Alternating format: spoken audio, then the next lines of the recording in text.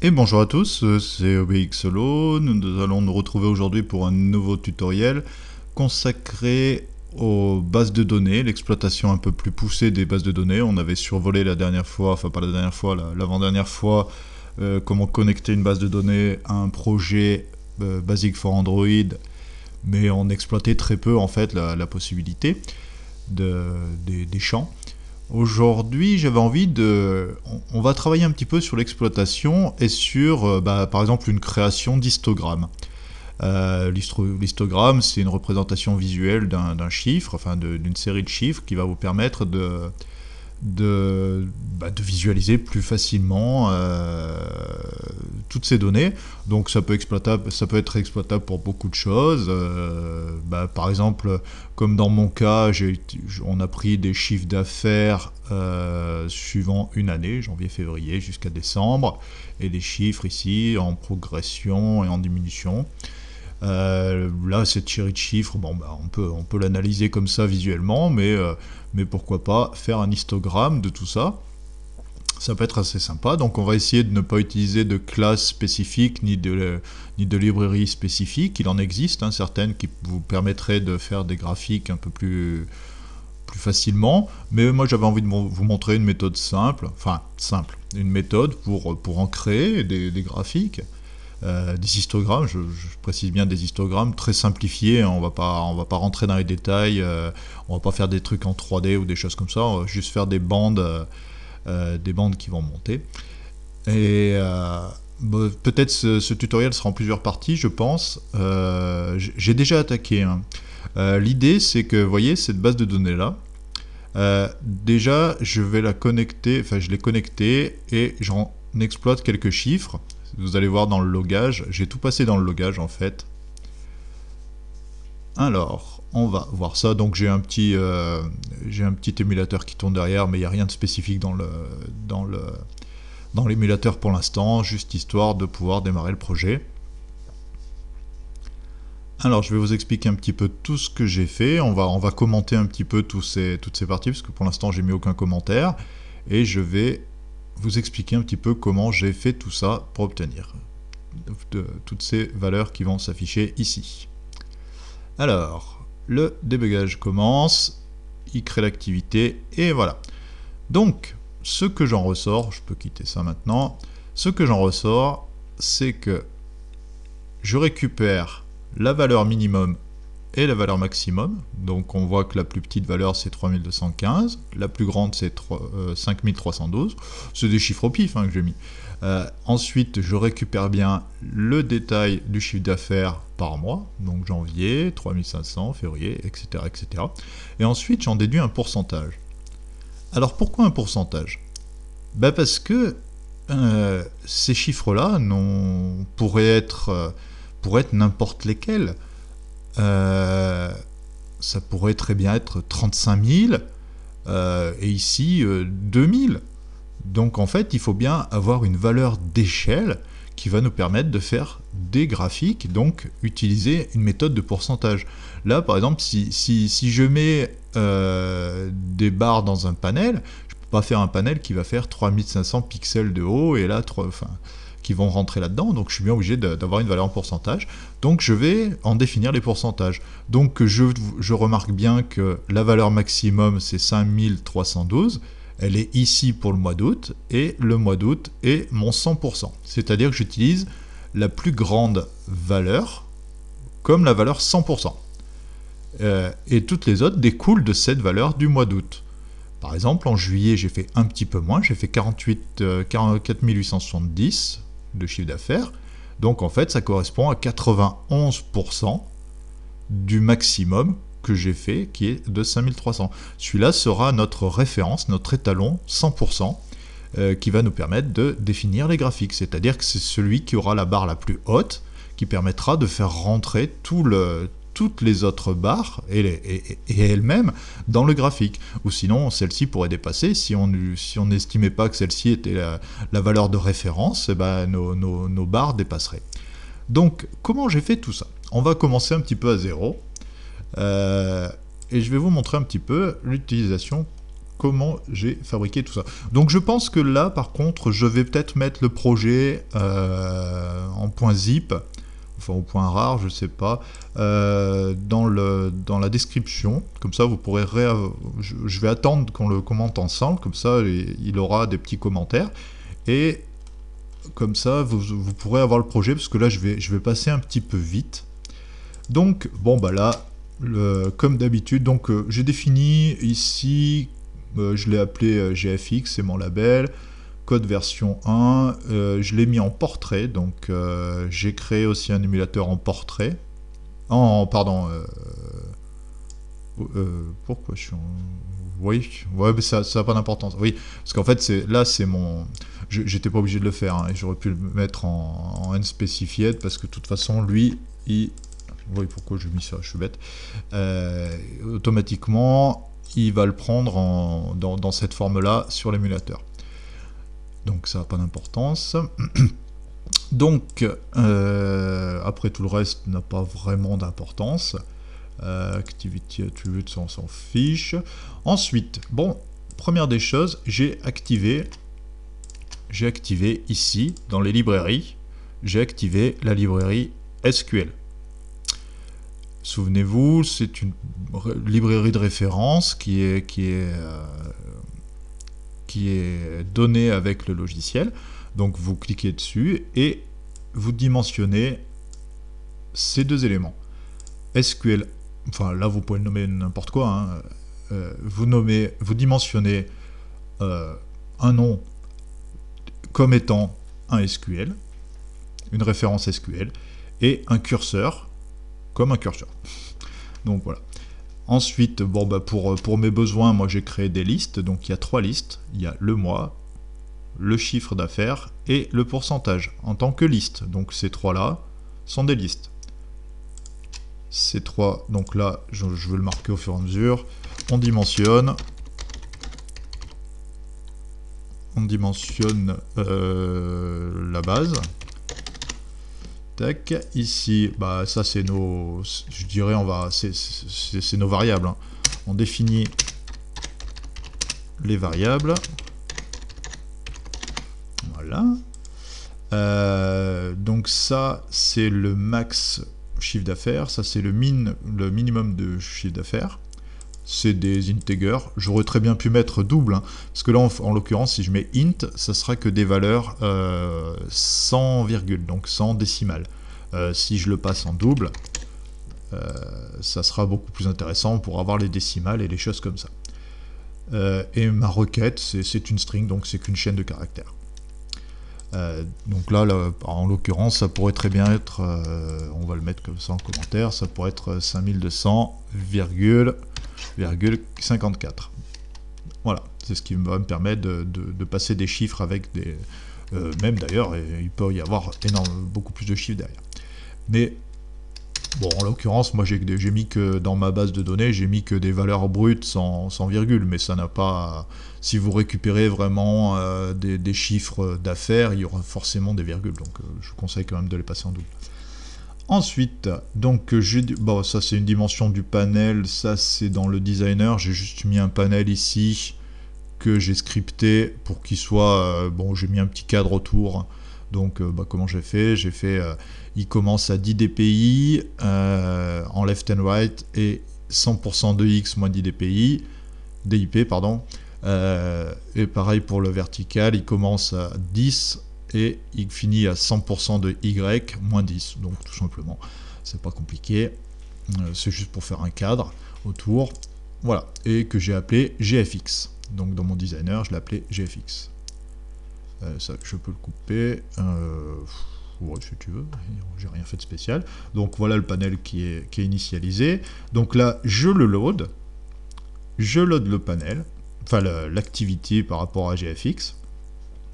Et ensuite, souvenez-vous, il fallait aussi que je copie, parce que dans mon projet, tuto YouTube, donc j'ai créé un dossier qui s'appelle graph, n'importe comment. Dans le dossier files, j'y ai incorporé, donc là on retrouve l'élément graphique de GFX, et j'y ai incorporé une base qui est chiffre d'affaires hors taxe.db. Cette base, c'est celle-ci. Voilà, on la revoit ici, user solo, desktop, YouTube. Voilà, donc c'est cette base-là. Il n'y a qu'une, la structure est très simple. J'ai juste mis une table, donc la base s'appelle CAHT, et il n'y a qu'une table qui s'appelle vente, avec à l'intérieur, donc dans vente, il y a ça. Voilà. Donc là, pour l'instant, elle est dans le dossier Files de mon dossier de travail. Il va falloir donc l'importer à l'intérieur du device, enfin de notre projet Android, et puis que si un jour ça tourne sur une tablette ou sur un smartphone, ou sur un PC équipé d'Android en tant qu'OS, il va falloir le faire passer à l'intérieur. Donc comme d'habitude, donc là je passe la base à l'intérieur. L'intérieur, je sais plus s'il faut... Hop, intérieur de l'APK. Alors, l'APK, en fait, ce qu'on appelle l'APK, ça sera le, je dirais, le jar compacté, enfin, l'application en elle-même d'Android, comme elle sera vraiment sur votre smartphone. Ça sera un APK qui sera bien sûr exécutable, au même titre qu'un jar exécutable ou des choses comme ça. C'est un peu la même chose. Donc comment j'ai fait? Comme d'habitude. Donc si le fichier existe, donc file dir asset qui correspond à mon dossier file ici. On verra après, hein, parce que là pour l'instant, bah, du coup je l'ai créé en brut, celle-ci je l'ai créée sur mon bureau, je l'avais d'abord créée là, puis je l'ai importée là. Mais après, si vous faites un logiciel où bah, vous partez d'une base vide, bah, il ne faudra pas faire comme moi, il ne faudra pas la réimporter à chaque fois, puisque votre base existera en fait, donc il ne faudra pas faire ce même système. Donc voilà, moi c'est bien ici. Si ce fichier-là existe ici, donc dans Files sur l'ordinateur, je précise bien sur l'ordinateur, si le fichier existe, bah, tu le prends et tu l'incorpores en fait à ça, à carrément Android, tu vas l'incorporer à Android. Donc, hop, je reprends. Donc si le fichier existe, chiffre d'affaires hors taxe qui se trouve dans File dir asset, donc sur l'ordinateur, donc là on va bien préciser sur l'ordinateur, sur le PC de travail, tac, et ben tu me copies, donc toujours pareil, File dir assets, donc le fichier de référence, donc qui existe bien, donc là c'est sous-entendu en fait, on n'est pas obligé de marquer égal true. Parce que normalement quand je marque si fichier existe, il faudrait que je lui définisse une valeur booléenne en fait. Si c'est vrai que le fichier existe, alors tu fais ça. Mais quand on lui impose comme ça, est-ce que le fichier existe? Oui. Si c'est oui, il va le comprendre tout de suite. On va pas lui dire c'est vrai ou c'est faux. On n'est pas obligé de le mettre. Normalement, la vraie syntaxe, ça serait ça. Mais on n'est pas obligé de le spécifier. Si file existe, celui-là égale vrai, then, donc alors tu le copies, ce fichier de référence que je t'ai demandé de vérifier, et tu le copies dans le dir default external, donc qui est la device, on va dire le smartphone ou la tablette. Voilà, hop, voilà. Donc là, on lui copie du PC au smartphone et à la tablette. Voilà. Bon, ça, comme je vous dis, une fois que vous avez un projet qui est déjà en cours et si vous en servez tous les jours, vous l'aurez déjà, ça. Là, donc, vérifiez juste si le fichier existe et puis vous n'allez pas le recréer puisque ni réimporter puisque bah, il n'y sera plus. Donc ensuite, on va faire tout de suite l'initialisation de notre base SQL parce que bon là on lui a défini un chemin, donc on sait que maintenant il est là, il se trouve ici dans le file défaut external et qui s'appelle CA hors taxe, que j'aurais pu appeler différemment. J'aurais très bien pu l'appeler maintenant, parce qu'en fait je le copie et je le nomme. Donc là je l'ai renommé de la même façon, mais j'aurais très bien pu l'appeler, je sais pas moi, chiffre du mois, chiffre du mois.db. Donc ensuite il va falloir que j'initialise ici chiffre du mois.db, je l'initialise ici. Donc je vais lui dire, fais-moi référence à ça. Donc là, on initialise la base, on va marquer en gros, avec son chemin.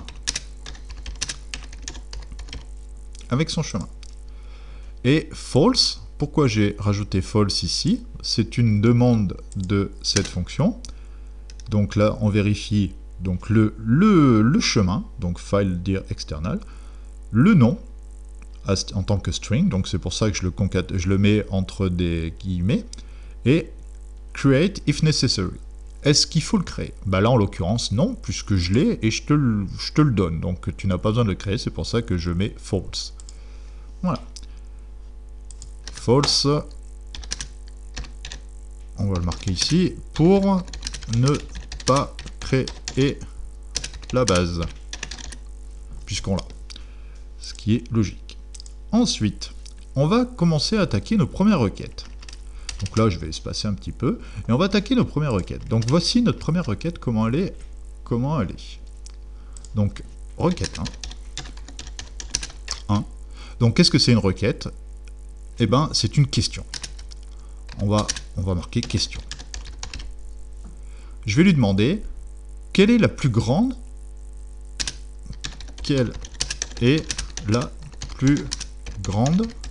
valeur et la plus petite. C'est une question. Voilà. Et je vais commencer à créer ma requête. Donc, pour vous faciliter un petit peu, je l'ai définie en tant que string. Souvenez-vous, requête, ici, c'est une string, donc c'est une chaîne de caractères. Donc, requête est égale à, donc là, c'est une requête en string. Donc, voilà la requête telle qu'elle est. Select, donc, sélectionne-moi. Le maximum, ça c'est une fonction de SQLite. Au niveau de chiffres, donc là, on le voit bien ici. Au niveau de chiffres, sélectionne-moi la plus grande valeur de chiffres, virgule pour lui donner une deuxième condition, le minimum de chiffres, donc là aussi, il va me chercher le minimum de chiffres, as, là, c'est juste pour le nommer différemment, pour donner une référence, en fait. Donc là, j'ai marqué as, chiffre max, donc ça, c'est le nom que je veux lui donner, en fait. C'est le nom que je vais lui donner. Je vais vous montrer un petit peu comment on va refaire ça, en fait, dans la base. Donc là, on peut exécuter une requête SQL et je vais directement exécuter la même requête ici. Donc ce qui est entre les guillemets, là, c'est la requête. Et là, vous voyez, j'ai deux colonnes maintenant. Il y en a une qui s'appelle chmax, l'autre qui s'appelle chmin, où j'ai 5312 et 3215. Si je les appelle, on va marquer Toto1 et Toto2. Là, voilà, ça c'est pour vous montrer que il n'y a pas de... Vous marquez ce que vous voulez. Voilà, Toto1, Toto2. Il m'a nommé les colonnes. C'est juste pour avoir un repère pour vous. Voilà. Donc là, en fait, ça, je vais le laisser tel quel. Donc, max et min, chmax et chmin, from vente. From vente pour définir la table sur laquelle j'interviens. Donc, j'interviens bien sur la table vente et dans la colonne chiffres. Donc là, bah voilà. Ensuite, donc là, j'aurai qu'un résultat. Ma requête, enfin mon curseur, enfin, attendez, on va finir, je vais d'abord vous montrer ensuite la suite. Donc ça, c'était la requête. Ensuite, ben, je vais vraiment la créer, ma requête. C'est-à-dire que maintenant, ici, je vais définir la réponse en tant que curseur 1. Curseur 1, dans ce cas-là, ne sera pas qu'une seule réponse, il sera un tableau. Ça sera ce tableau. Voilà en fait à quoi correspond curseur 1. C'est Toto1 qui est égal à 5312, Toto2 qui est égal à 3215. C'est un tableau de 4 valeurs. Donc je définis, je veux que ma réponse, mon curseur, soit la requête que je lui pose. Donc execute query, requête. Donc en fait, j'aurais très bien pu faire ça, hein. Mais c'est pour vous le montrer, j'aurais très bien pu faire ça. Clac, voilà, directement. En l'occurrence, on va le laisser comme ça pour plus de visibilité, c'est plus simple. Et ensuite, je le positionne. Donc là, bah, je pose la question. Je pose la question. Tac. Je pose la question. Là, je lui définis une position. Pourquoi ? Parce que s'il y avait plusieurs valeurs, bon là en l'occurrence il ne peut pas y en avoir puisque je lui ai demandé juste un max et un minimum. Donc en fait, il m'a trouvé qu'une valeur de position, on va dire, de ligne. Mais si je lui dis select, tac, si je fais ça qui correspond à all, quand on marque ça en informatique en principe c'est qu'on cherche tous les résultats. Si j'exécute la query, vous voyez que là, j'ai plusieurs lignes dans chaque colonne. Donc il va bien falloir que je définisse une position, sachant que celle-ci c'est 0, 1, 2, 3, 4, 5, etc. Jusqu'à 11. Puisque décembre sera 11, puisque j'attaque de 0. Donc, là en l'occurrence, je vais lui forcer son curseur à se positionner à la position 0. Je t'impose, on va marquer je t'impose de te caler à la ligne 0. Voilà. Donc ce qui est fait. Et maintenant, je vais lui demander, bah, donne-moi les infos que tu as. Donne-moi-les. Donc donne-moi les infos. Moi les infos demandées. Hop, info demandées. Oh, décidément. Voilà. Alors, là, mon max chiffre d'affaires qui est un double, qui pourrait être par exemple ce chiffre-là, et bien je lui dis, ça, c'est le résultat de cursor 1, où je récupère l'entier, enfin l'integer, de la colonne chmax. Donc on va recommencer, je vais reprendre la même, tac, on va retourner là, je vais reprendre cette requête. Donc en fait, qu'est-ce que je lui demande là? Oups. Je lui dis, va voir dans la ligne 0 et sur chmax, quelle est la valeur? Donc c'est celle-ci. Celle-ci devient alors max chiffre d'affaires. Idem, min CA, donc minimum chiffre d'affaires, est égal à cursor 1 get integer, donc c'est pour récupérer un chiffre en fait, c'est hmin. Donc en fait, je lui dis toujours à la position 0, donc ici, va me chercher dans la colonne que j'ai appelée chmin, va me chercher cette valeur, donc c'est celle-ci, celle-ci que devient alors min CA.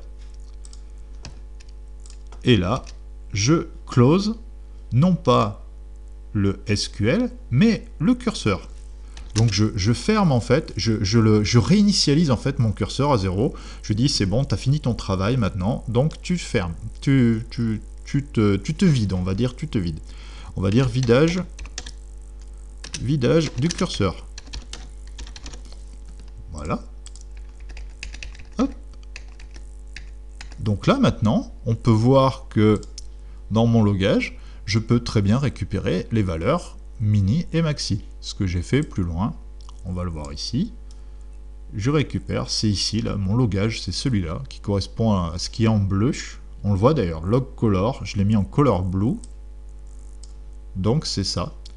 Je récupère min.ca et je le concatène là entre deux trucs pour espacer un petit peu. Et max.ca, donc j'ai bien 3215, 5312. Lui, il m'a trouvé les résultats tout seul.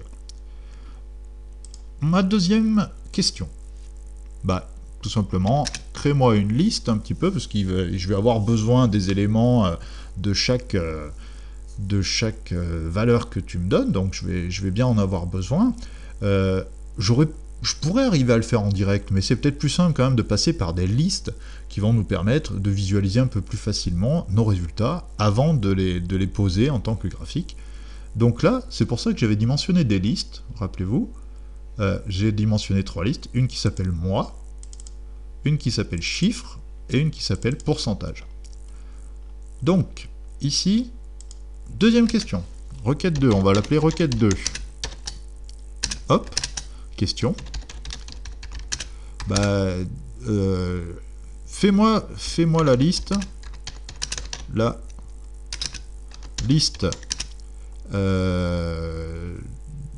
on va dire des désignations, parce que là on a marqué janvier, février, mais ça pourrait être lundi, mardi, mercredi, mais ça pourrait être intéressant après pour, si on veut faire un graphique, et ben pour avoir un, comment je peux dire, une légende en fait, une légende. On va dire que la colonne, la première colonne, ça correspond à janvier, la deuxième, que ça sera février, etc. etc. Fais-moi la liste 1 de la légende, on va hop, 2, oups, des valeurs correspondantes.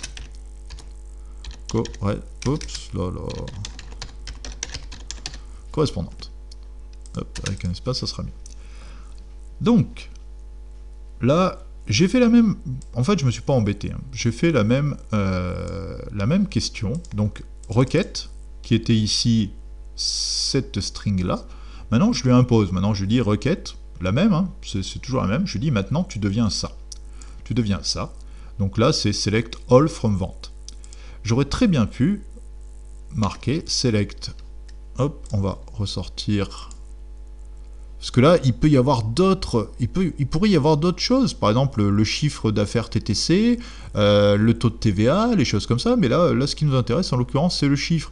Donc en fait, je pourrais très bien juste lui dire sélectionne-moi, moi et chiffre. Donc là, je peux très bien lui dire select moi, virgule, chiffre, from vente. Les autres champs ne m'intéressent pas. J'ai juste besoin de cela.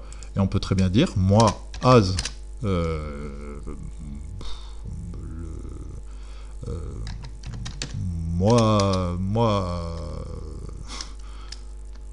je sais pas moi A et chiffre as CHA CH1, on va dire, je sais pas pourquoi, hein, ça n'a pas d'importance. On va d'abord plutôt le mettre en minuscule, CH1 from vente. Donc là, en fait, si je fais ça, hop, on reprend cette requête, qu'on exécute directement ici, hop. Donc là, en fait, il m'a bien listé tout ce que je lui ai demandé, donc il m'a bien créé mon résultat, avec le nom de retour que je lui demande de la colonne, c'est-à-dire moi 1, et CH1, donc chiffre 1 et moi 1. Bon, c'est ridicule d'avoir marqué ça, mais c'était bien pour vous montrer que ça n'a pas, on peut très bien nommer ces champs n'importe comment. Et là, maintenant, je lui pose réellement la question. Idem que tout à l'heure, je repose la question.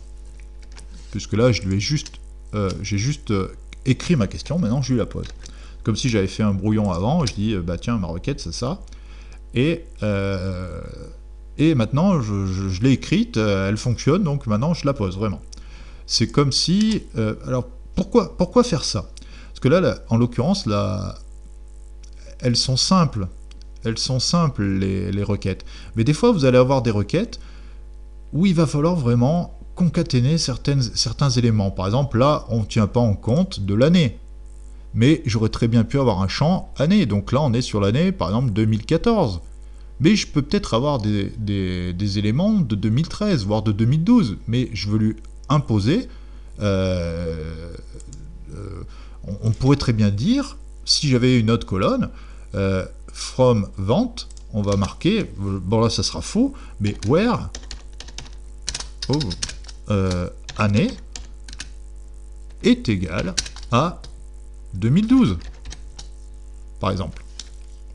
Sachant que là, ça à l'intérieur, ça pourrait très bien être une valeur de référence qui est un entier, qui pourrait très bien être n'importe quoi d'autre. Bon, bah là, en l'occurrence, dans mon exemple, c'est très simple. On n'a pas fait ça. Alors, je lui pose réellement la question. Donc c'est l'intérêt quand vous faites une requête un peu complexe, de la détailler avant, de pouvoir la loguer facilement pour vérifier qu'elle est bonne, qu'elle ne comporte pas d'erreur de syntaxe, et ensuite on pose la requête directement ici, c'est plus simple. Donc là, bah, j'initialise en fait mes listes qui n'étaient pas initialisées, parce que là elles sont juste créées, mais elles ne sont pas initialisées. Qu'est-ce que ça veut dire initialiser une liste? Bah, c'est lui dire, bah, c'est bon, elle existe, et sa valeur est vide, c'est-à-dire qu'elle est rien.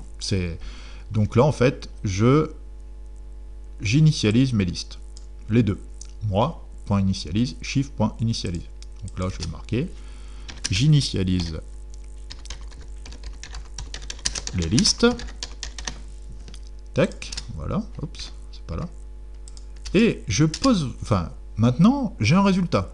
Donc là, la requête est posée, le curseur devient ce tableau. Voilà. Le curseur devient tout ça. Quand on dit curseur, faut pas penser que c'est juste un champ, c'est vraiment tout le tableau. D'ailleurs, je ne devrais pas l'appeler curseur, on l'appelle curseur parce que c'est quelque chose qui va permettre de naviguer à l'intérieur, mais en fait on crée un tableau virtuel, curseur devient un tableau virtuel de tous ces champs. Alors comment je vais m'en sortir pour vraiment dissocier toutes ces valeurs? Donc là je vais faire une boucle, c'est une boucle for next. Donc en fait à l'intérieur de cette boucle, je vais lui définir une nouvelle variable que j'ai appelée pose. C'est une nouvelle variable, je dirais, interne. On n'est pas obligé de l'initialiser, celle-ci, parce qu'il comprend très bien que c'est un integer. Dès qu'on lui dit for n'importe quelle valeur, j'aurais pu l'appeler Toto, pareil. For pose est égal à 0, tout. Donc maintenant, j'ai une référence, parce que curseur 1, je peux compter combien il y a de lignes. Donc en l'occurrence, il y a 12 lignes. Lui, il peut me dire, si je vérifie, si je regarde, cursor 1, row count, il va me répondre, il y en a 12. 1, 2, 3, 4, 5, 6, 7, 8, 9, 10, 11, 12. Voilà. Par contre, on sait pertinemment que la première ligne, c'est 0. Donc 0 jusqu'à 11. C'est pour ça qu'à chaque fois, on met cursor.rowCount moins 1. Parce que 12 moins 1 est égal à 11, qui correspond à la dernière ligne. Maintenant, je vais lui imposer la position. C'est-à-dire, je vais lui dire, bah, la position, c'est pose. C'est-à-dire 0. Une fois qu'il aura terminé ça, position deviendra 1. Position 1, il tourne. Position 2, il tourne. Position 3, jusqu'à 11. Puisque rowCount est égal à, en l'occurrence, résultat 12 moins 1 égale 11 pour la 11e ligne en partant de 0. Voilà. Et là, qu'est-ce que je lui dis? Je lui dis tout simplement, donc ma liste, moi, ajoute dans ma liste le résultat, donc cursor 1, idem que là en fait, idem que là, cursor 1, getString du mois. Cursor 1, dans la liste chiffres, ajoute-moi, cursor 1, getIn, donc récupère-moi, du chiffre. Donc là, ça va créer à chaque fois une nouvelle ligne dans la liste. Donc en fait, ce qu'il fait, c'est il boucle une fois, ligne 0, j'ai la valeur du mois 1, que je mets dans la liste mois, j'ai la valeur du chemin, enfin du chiffre d'affaires, pardon, chiffre d'affaires que je mets dans chiffre, et je boucle. Donc ensuite, position devient 1, qui devient février, et ainsi de suite, ainsi de suite. Donc j'en définis deux listes différentes. Et une fois que tout est fini, une fois qu'il a fini son petit boulot, qu'il est bien arrivé à 11, le résultat ici, une fois qu'il est à 11, bah, il continue pas, parce qu'il dit c'est bon, moi j'arrête, et ben je lui dis, bah, maintenant curseur, j'ai plus besoin de toi, je te ferme. On est obligé à chaque fois de fermer le curseur. Si ici j'avais pas fermé le curseur, là il n'aurait pas pu continuer, parce qu'il va me dire, oh attends, j'ai déjà des valeurs, moi, j'ai des valeurs, donc tu peux pas m'imposer d'autres valeurs alors que j'en ai déjà. Donc c'est pour ça qu'à chaque fois il faut bien faire un close, une fermeture, un vidage du curseur. on va le remettre ici, vidage du curseur. Hop, voilà, vidage du curseur. Et bien maintenant, ce que j'ai fait tout simplement, c'est d'aligner les résultats. Ici. Voilà, c'est tout ce que j'ai fait pour cette fois-ci. C'était pas très compliqué. Je vais vous expliquer un petit peu comment j'ai fait le reste. Donc en fait, le logage ici, valeur minimax, c'est ça en fait. Ça correspond à cette ligne, d'accord? C'est ce qu'il y a. Vous voyez, il n'y a pas de définition de couleur. J'ai juste fait un logage en noir. Minimax. Ensuite, log color en couleur bleue. Donne-moi ta variable maintenant. Qu'est-ce que tu as comme résultat de ta variable min.ca et entre guillemets, donc ça c'est une string, c'est juste pour définir l'espace ici, l'espace et le petit trait. Si je remplace ça par ça, ça va pas gêner en soi. Hein.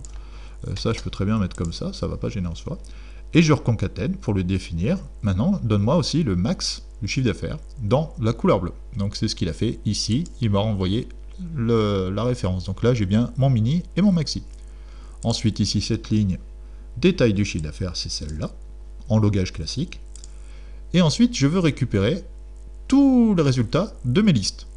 Donc c'est-à-dire, en gros, c'est exactement ma base de données que j'ai moi maintenant, qui sont des variables que je connais, qui sont référencées dans mon application.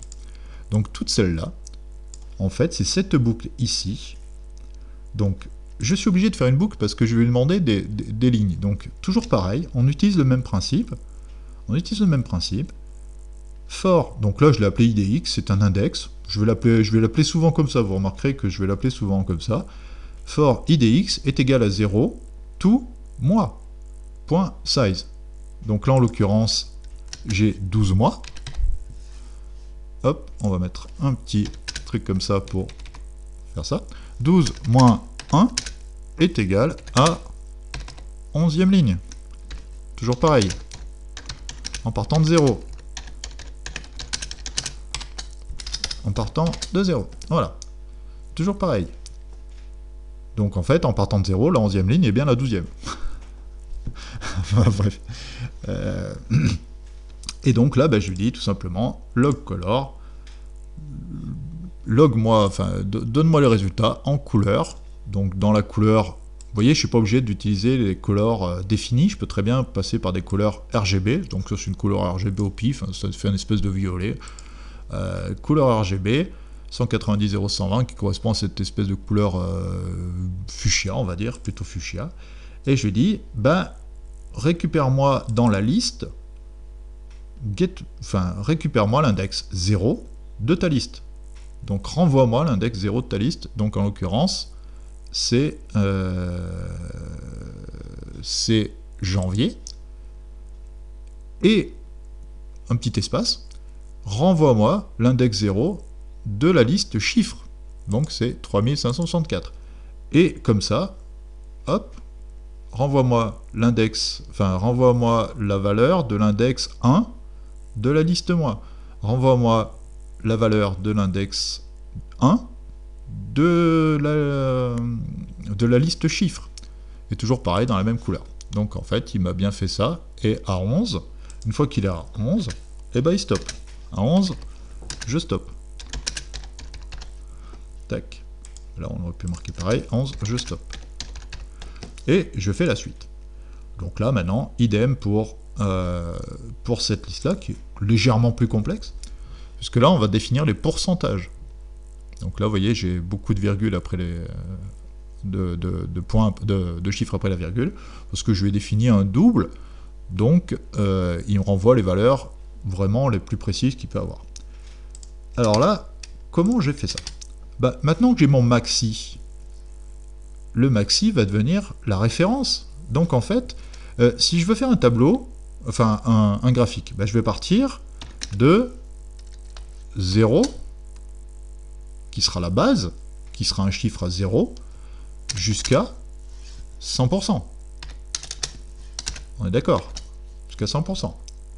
Ce qui veut exactement dire la même chose que je veux faire un tableau de 0 à ben, en l'occurrence, ma valeur maximum, puisque cette valeur maximum sera ma référence 100%, donc qui sera 5312. Donc 5312. Là, on va le différencier, on va marquer euros, par exemple. Ça veut dire que dans notre exemple, dans notre exemple, 5312, non, on va dire 100 est égal à 5312. Hop, là aussi, petit truc comme ça, ce sera plus visible. Je vais plutôt faire l'inverse d'ailleurs. Je vais marquer 5312 est égal à 100, pour que vous voyez mieux, ça sera plus facile pour vous, est égal à 100%. Et donc, si je prends n'importe quelle autre valeur, par exemple 4870, et là, je vais faire 4870 est égal à quoi? Est égal à quoi? Par rapport à 100%. Et bien tout simplement, c'est un produit en croix. Donc on fait 4870 fois 100 divisé par 5312 et on obtient le résultat. C'est produit en croix classique. Produit en croix. Classique. Bon, je ne vais pas marquer classique. Donc toujours pareil, on veut avoir ce résultat. Donc 4870 fois 100 divisé par 5312 est égal à mon résultat. Donc c'est ce que j'ai fait en fait ici dans une boucle. J'ai bouclé, j'ai fait for id. Là, c'est plus idx, mais c'est id que j'ai passé. De 0 à 11, toujours pareil. Chiffre, size, j'aurais pu marquer 11, parce que là, je le connais, je sais que j'ai 12 mois. Donc, de 0 à 11, ça fait bien 12 mois. Mais, pour vous montrer le principe, on utilise toujours une valeur de référence. Et là, je lui dis, je dimensionne un nouveau double. Donc, je le dimensionne à l'intérieur de la boucle. Ce qui fait qu'à chaque fois qu'il va boucler, en fait, il va me dimensionner un nouveau PCT, pourcentage, qui va être au départ 0 et qui sera finalement le résultat de ça. Donc, mon résultat, je veux chiffre get id, donc en l'occurrence, récupère-moi l'id de la liste chiffre, donc qui pourrait être en l'occurrence l'id 0 de la liste chiffre, ça sera 3564. Tu me le multiplies par 100. Tu me le multiplies par 100 et tu le divises par le max chiffre d'affaires, puisqu'on l'a, puisqu'il est référencé avant, on l'a. Et ça devient mon résultat que je rajoute dans une liste qui est initialisée pour le coup, que j'ai initialisée ici, en dehors bien sûr, parce que sinon à chaque fois elle reprendrait une valeur à 0 en dehors de la boucle. D'ailleurs je vais la mettre plus bas pour que vous le voyez mieux, voilà. Et donc il rajoute. Donc il me crée une troisième liste que je vais appeler pourcentage, avec les valeurs vraiment en pourcentage. Donc c'est toutes ces valeurs ici, 67, 60, 75, je vous épargne des virgules, et la valeur de référence qui est bien notre mois d'août à 100%. Voilà. Et bien après, je fais tout simplement le logage de tout ça. Tout simplement, pareil, log pourcentage, donc en fait c'est cette ligne-là que je log ici. Et ensuite, je crée une boucle pour afficher toutes mes valeurs dans le logage. Donc c'est ça, toujours la même boucle depuis, enfin, l'id que for id égale 0 to 12, toujours pareil, enfin 0 to 12 moins 1. Mets-moi en couleur, donc de cette couleur-là, c'est un orange. C'est un orange, c'est le 255 127 0. Récupère-moi le mois, donc getID2, donc le mois 0 qui correspond à janvier, le mois 1 qui correspond à janvier, le mois 2, etc. Et tu me le concatènes avec un petit espace, et récupère-moi le pourcentage que tu en as défini dans ta troisième liste pourcentage. Et voilà, donc j'ai bien les résultats ici. Donc là, pour l'instant, ça ne servait à rien, mais c'était pour vous montrer qu'on récupère bien toutes les données, puis qu'on peut commencer à les exploiter, faire des calculs à l'intérieur et des choses comme ça. Voilà, j'ai pas été plus loin dans cet épisode. On fera ensuite vraiment l'utilisation dans notre truc pour faire afficher en fait des valeurs, et on s'apercevra que si on modifie des valeurs à l'intérieur de la base de données, à chaque fois qu'on va relancer le programme, ça va modifier nos graphiques, ce qui est tout à fait logique et normal.